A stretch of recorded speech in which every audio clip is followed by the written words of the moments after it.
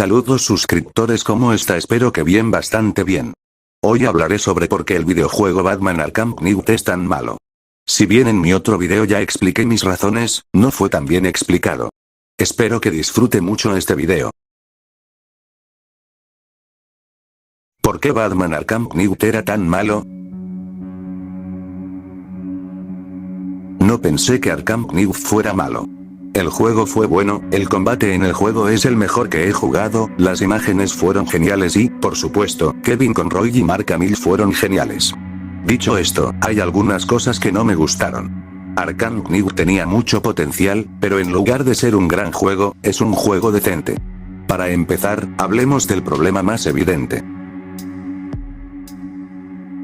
El Bat-Tank. Personalmente, me gustó el Batmóvil. Fue genial e increíble pasear por las calles de Arkham City. Los fanáticos querían el Batmóvil. Lo que los fanáticos no querían es tener la mayor parte del tiempo de Batman en el Batimóvil. El problema es que la jugabilidad te obliga a hacer cosas que Batman puede hacer él mismo. ¿Necesitas abrir una puerta? Usa el Batimóvil. ¿Necesitas interrogar a alguien? Usas el Batimóvil. ¿Quieres resolver acertijos o seguir a la gente? En lugar de usar Detective Vision, usas el Batimóvil. ¿Quieres llegar a un destino determinado? En lugar de deslizarte y ser increíble, usas el Batmóvil. La mayoría de las misiones involucran a Batman explotando cosas en lugar de escabullirse y noquear a la gente. Simplemente no se siente como Batman. Para colmo, la mayoría de las peleas de jefes involucran al Batmóvil. Literalmente tienes una pelea con Deathstroke en un tanque. Deathstroke es uno de los antihéroes más rudos de todos los tiempos. Es extremadamente hábil, y se ha demostrado que derrota a Batman varias veces, así como que piensa 10 pasos por delante de sus oponentes y los vence. Así que tener a Deathstroke luchando en una estúpida batalla de tanques en lugar de luchar cuerpo a cuerpo es honestamente insultante, porque luchar contra Deathstroke mano a mano, aunque un poco repetitivo, será más satisfactorio porque Deathstroke es un luchador cuerpo a cuerpo, no un tipo que usa la tecnología para luchar. Honestamente le falta el respeto a Deathstroke. El siguiente gran defecto con Arkham Knight es el villano mismo. Identidad de Arkham Knight. Ahora bien, esto para mí es personal. El problema con el Arkham Knight es que Rocksteady exageró a este tipo.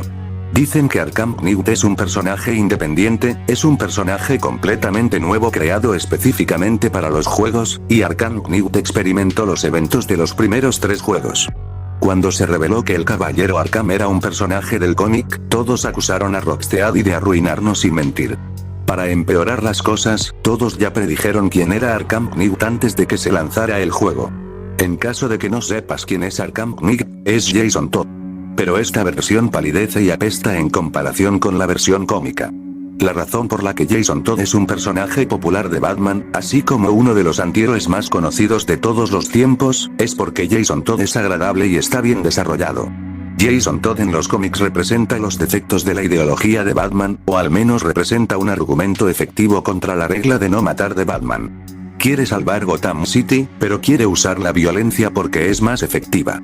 Quiere matar a todos los asesinos y violadores en serie por venganza por las víctimas, además de creer que si los asesinatos escapan, entonces matarían a inocentes.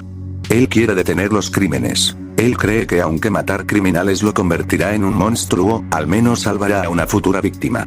Así que justo ahí, tenemos un personaje que tiene una buena motivación para lo que hace, y no solo eso, aunque Jason está un poco malhumorado, no es un super señor del borde que frunce el ceño aún más que Batman. Es genial, rudo y sabe cuándo ser un poco alegre. Entonces, ¿qué hizo Rocksteady?